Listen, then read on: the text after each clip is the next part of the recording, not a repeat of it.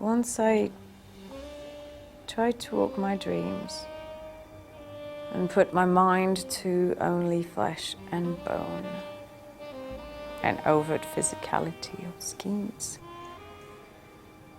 But after a few steps, I fell down.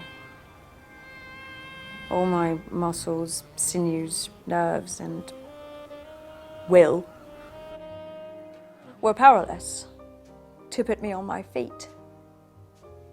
I tried and tried and tried and tried, but still I found myself squarely on my seat.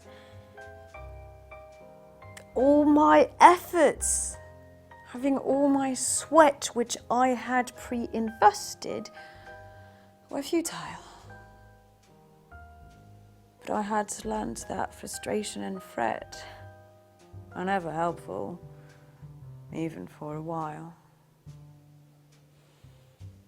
Hence I started dreaming then and there, and bent to build my castles in the air.